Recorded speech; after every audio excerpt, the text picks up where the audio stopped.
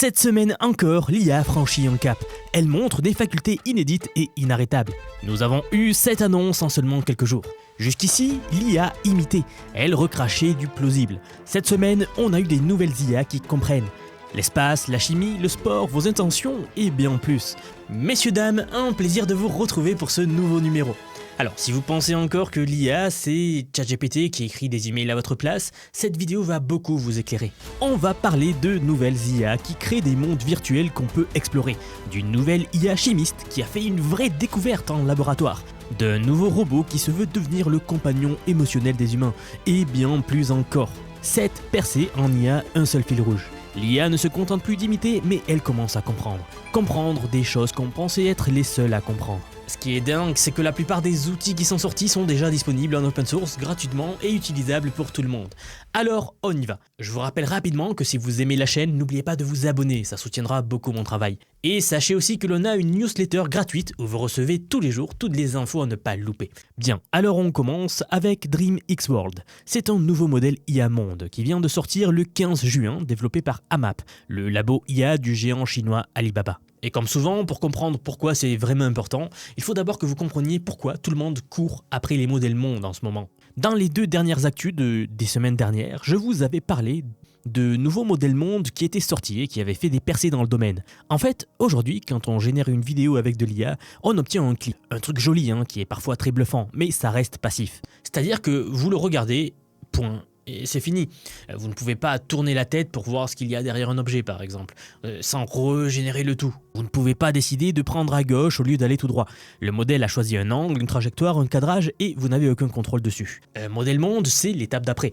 Donc au lieu de générer un clip figé, il va générer un environnement entier dans lequel vous pouvez vous déplacer ou faire s'y déplacer une IA, interagir, provoquer des événements, etc. Ça ouvre la porte à des simulateurs d'entraînement pour la robotique. Cela va d'ailleurs être le prérequis absolu pour arriver à la robotique. Ça ouvre aussi la voie à de la prévisualisation architecturale par exemple, ou alors à du level design procédural pour les jeux vidéo, à de la formation professionnelle en environnement simulé, ou à de la simulation simple, où on mettra des IA dedans et voir comment elles se comportent. Enfin bref, on simule des mondes virtuels. Donc oui, on peut tout imaginer. Bref, c'est le chaînon manquant entre l'IA génère des images et l'IA simule des réalités. Et c'est vraiment la continuité de l'IA, peut-être que vous ne le saviez pas, mais regardez, on a commencé avec de l'IA et du texte, ChatGPT.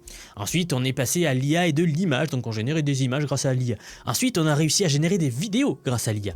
Vous voyez, à chaque fois, on monte dans un cran de la réalité, et maintenant, on en est à l'étape des simulations de monde virtuel avec l'IA, qui réunit en réalité tout ce que j'ai cité précédemment. Donc ce nouveau modèle monde, DreamX World, fait exactement ça.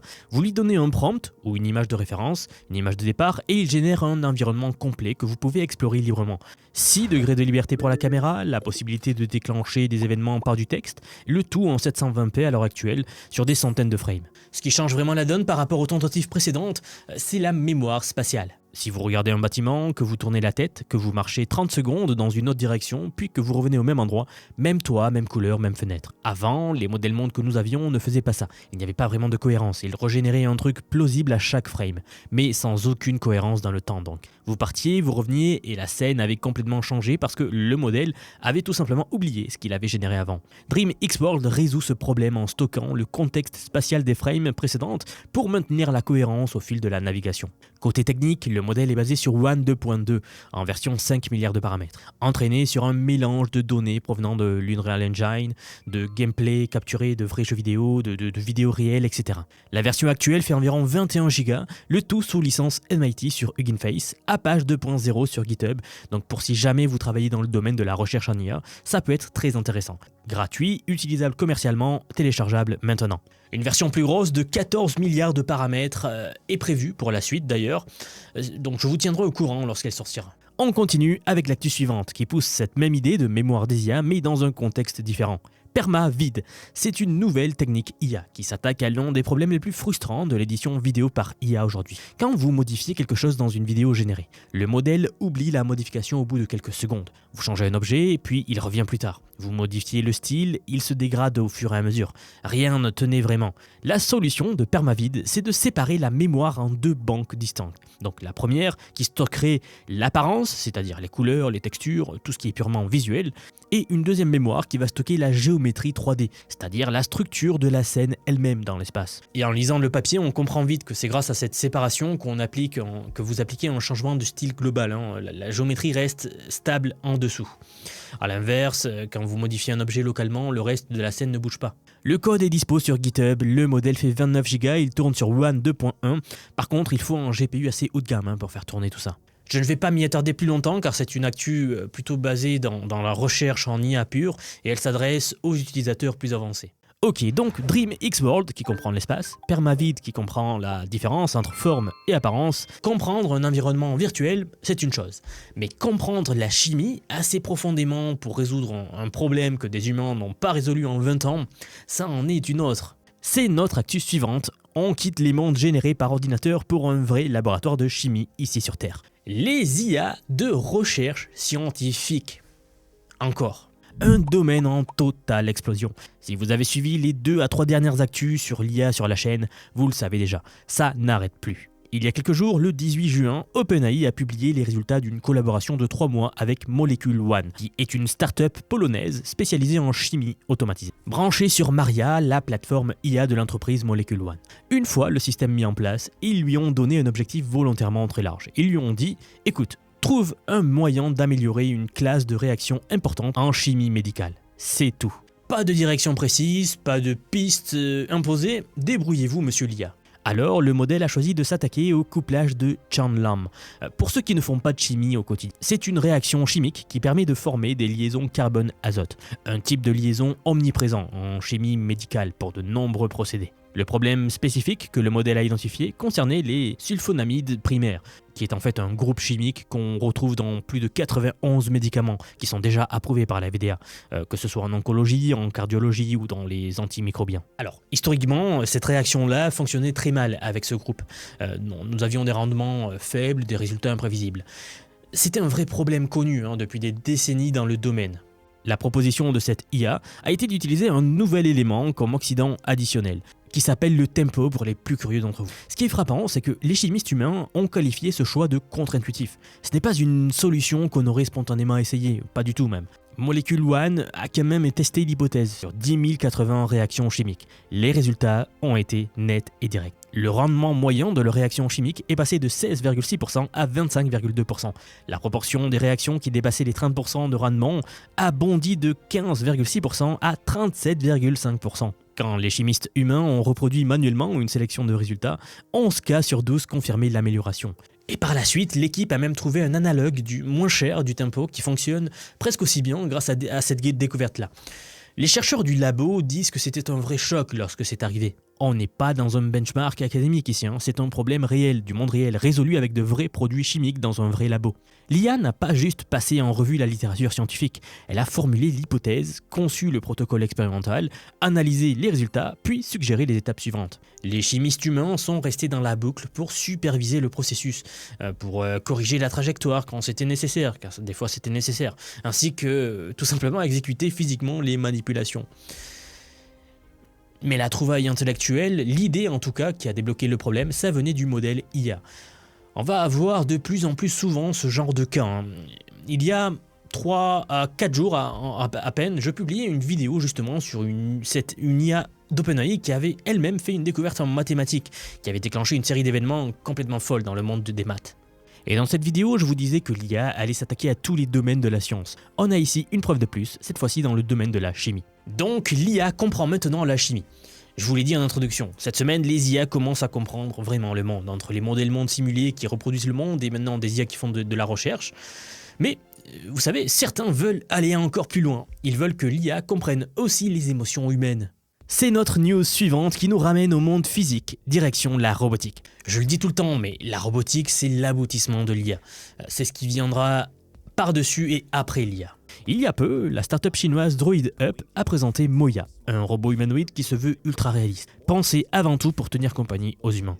Le robot mesure 1,65 m, il pèse seulement 42 kg, ce qui est remarquablement léger pour un humanoïde de cette taille. Pour vous donner un ordre d'idée, Ameca, un robot similaire, pèse 62 kg et le Tesla Optimus de Elon Musk tourne autour de 73 kg. Moya peut cligner des yeux, incliner la tête, faire plein de mouvements, et sa peau en silicone est maintenue entre 32 et 36 degrés grâce à un système de chauffage interne. Parce que cette entreprise considère que cette sensation de chaleur au toucher, elle est essentielle pour recréer un vrai lien émotionnel avec l'utilisateur. C'est d'ailleurs leur objectif affiché, tenir compagnie aux personnes isolées ou aux personnes âgées. Nous avons récemment eu plus d'infos. Le prix estimé tourne autour de 173 000 $, avec un premier lot limité à une cinquantaine d'unités attendues d'ici fin 2026. Autre actu en robotique, et celle-ci un peu plus impressionnante. Le 15 juin, Sony a publié un billet de blog qui révèle ce qui s'est passé après la parution de leur fameux article dans Nature sur leur robot Ace. Pour ceux qui découvrent le projet et qui ne savent pas de quoi je parle, Ace, c'était un bras robotique autonome de tennis de table, monté sur un rail motorisé lourd. Le système de perception repose sur 9 caméras synchronisées complétées par 3 systèmes de vision IA. Il est capable de détecter la balle à 200 Hz avec une précision de 3 mm. Sa latence de bout en bout, c'est-à-dire le temps entre le moment où il voit la balle et le moment où il va la frapper, elle est de 20 millisecondes. Pour mettre ça en perspective, un joueur humain d'élite réagit lui à environ 230 millisecondes. Le robot voit donc la balle 10 fois plus vite que nous. Le but de cette expérience au début était de reproduire ce qu'on a fait avec les échecs et le Go. Pour les échecs par exemple, souvenez-vous du choc lorsqu'une machine avait battu Garry Kasparov. Et depuis, aucun humain n'a plus jamais dépassé la machine aux échecs. Il s'est passé la même chose récemment au jeu de Go, avec l'IA AlphaZero qui avait battu Lee Sedol. Alors le but c'était de reproduire ça, mais dans le sport. Et plus précisément donc dans le tennis de table, vous le voyez. Créer une machine qui soit imbattable pour un humain. Dans le papier scientifique publié en avril dans Nature, Ace avait réussi à battre des joueurs d'élite, c'est-à-dire des amateurs de très haut niveau qui s'entraînaient plus de 20 heures par semaine, mais ils avaient perdu contre les professionnels. C'était déjà remarquable en soi, mais ce que Sony révèle dans ce nouveau billet, c'est une percée de plus. On y apprend que Ace a remporté des matchs contre 7 joueurs professionnels classés au ranking mondial, le tout sous les mêmes règles officielles de la fédération de tennis de table, avec des arbitres certifiés. Pour obtenir un tel résultat, Sony n'a pas touché au matériel. Le robot est physiquement identique à celui du papier qu'ils avaient déjà publié, mais tout a changé du côté logiciel, c'est-à-dire qu'ils ont amélioré l'IA du robot. Voilà pourquoi l'évolution des IA impacte directement le futur de la robotique. Vous le savez, le corps des IA, on sait déjà en faire. On a déjà plein de robots de forme humanoïde qui font de nombreux déplacements complexes, qui peuvent bouger dans tous les sens. Il s'agit maintenant de les rendre autonomes grâce à une IA assez intelligente. Et donc, cela pourrait arriver beaucoup plus vite que prévu. On continue avec un retour aux outils que vous pouvez utiliser dès maintenant.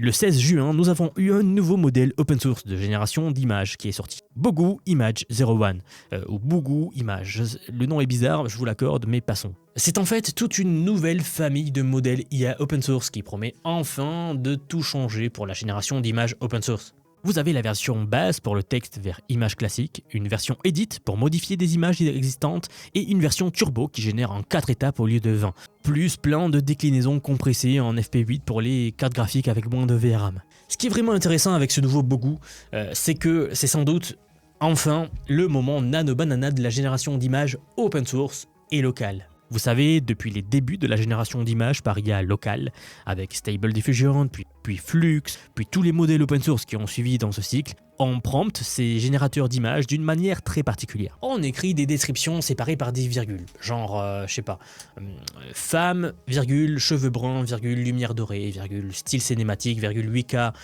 etc. C'est pas du langage naturel, c'est une sorte de langage machine déguisé. Si vous changez l'ordre des virgules, le résultat change. Si vous oubliez un mot-clé, le modèle ne devine pas ce que vous vouliez dire. Dans le monde des IA fermées, c'est-à-dire donc ChatGPT, Google, etc., ce problème a déjà été résolu. C'était le fameux moment nano-banana de la génération d'images IA. Quand Google a sorti nano-banana, quand OpenAI a lancé sa première version de GPT Images, la donne a changé. Ces modèles-là, vous leur parlez normalement. Vous écrivez une photo de portrait d'une femme dans un café parisien, la lumière du matin passe à travers la vitre, elle tient une tasse de thé. Et le modèle comprend le contexte et l'ambiance de la composition. Jusqu'à présent, ça restait enfermé derrière les IA fermées de Google et de ChatGPT donc. Aucun accès au modèle. Certains développeurs ont essayé de reproduire ça pour les IA open source, celles que vous pouvez faire tourner chez vous en local et sans fuite de données. Mais c'était souvent des agrégats sur des modèles de base qui n'étaient pas conçus pour ça à la base, et donc les résultats étaient médiocres. Bogu, c'est potentiellement le moment nano-banana de l'open source. L'équipe n'a pas pris un modèle de diffusion existant pour le peaufiner avec du reinforcement learning comme tous les modèles, ils ont reconstruit l'architecture de zéro, autour d'un système intégré de compréhension du langage, pour que le modèle comprenne vos prompts comme une phrase et pas comme une liste de tags. Le modèle de base fait 20 Go, la version FP8 tourne autour de 10 Go seulement, donc c'est-à-dire que vous pouvez le faire tourner sur des cartes graphiques milieu de gamme.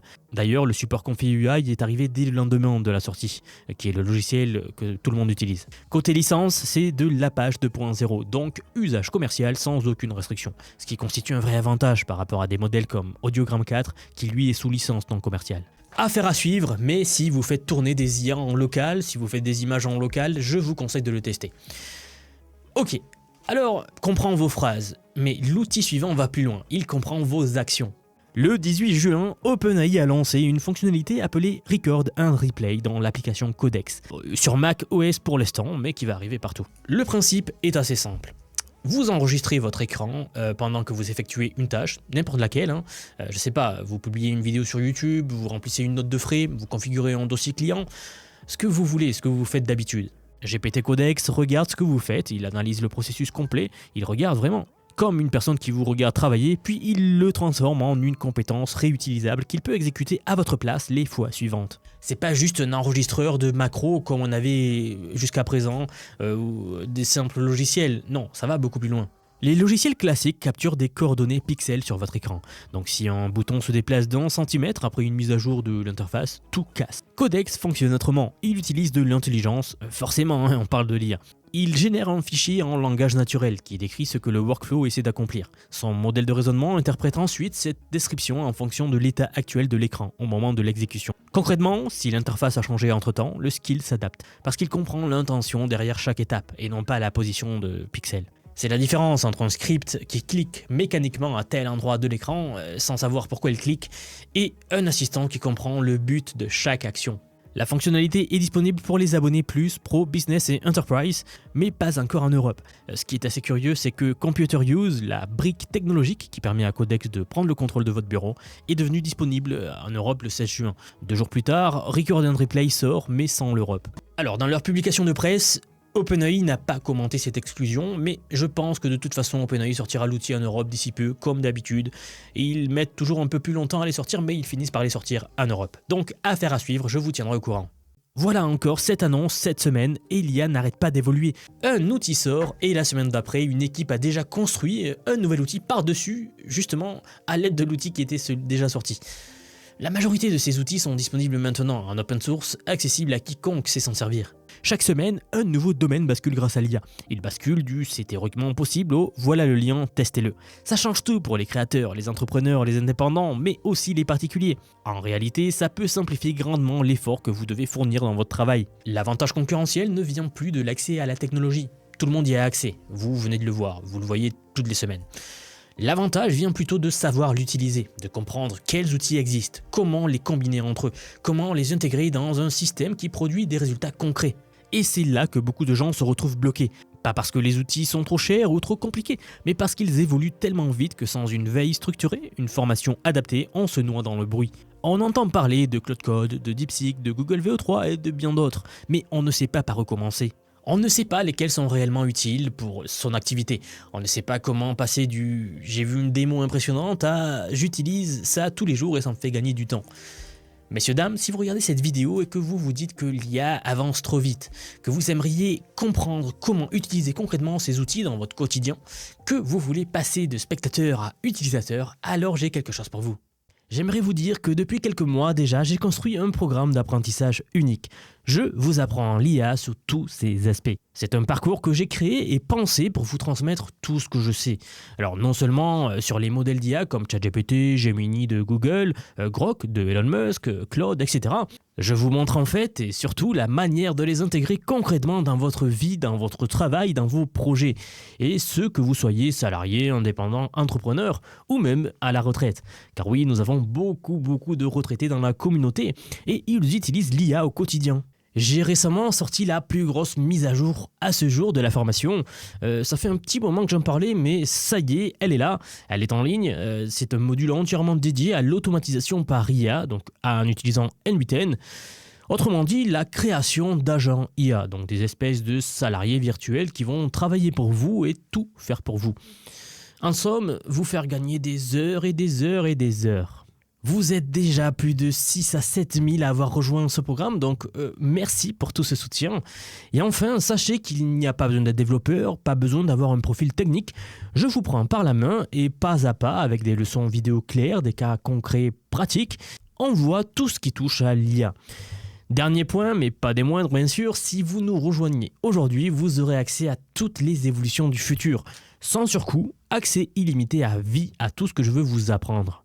Donc aujourd'hui, c'est un paiement unique, ce n'est pas un paiement mensuel, c'est juste un paiement unique et vous aurez accès à vie à toutes les mises à jour que je vais faire en permanence et que je fais en ce moment même d'ailleurs. Donc si cela vous intéresse, vous avez les liens en dessous de la vidéo, donc soit en description, soit en commentaire épinglé pour nous rejoindre.